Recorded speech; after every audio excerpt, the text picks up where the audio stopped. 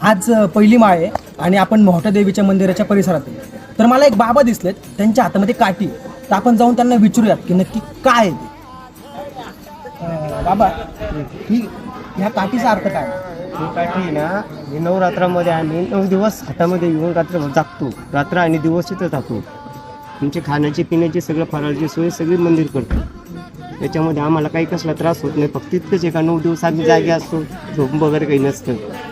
झोप जर आली तर ते खाली पडून एका त्याच्यावर उभा राहून तेवढं झोप घेणे. जेवण पण उभ्यानेच करावं लागतं. हा, सगळं जेवण वगैरे उभेच.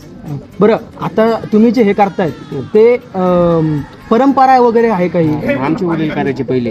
आमचे वडील करायचे. आमच्या वडिलांच्या होत नाही आता. मी 4 वर्षापासून मी करतोय त्यांच्या जागेवरती. अच्छा, तर असे किती जण असतील मंदिराच्या परिसरात? आता सध्याला 30 जण आहोत. लेडीज पण आहे, माणसं पण आहे.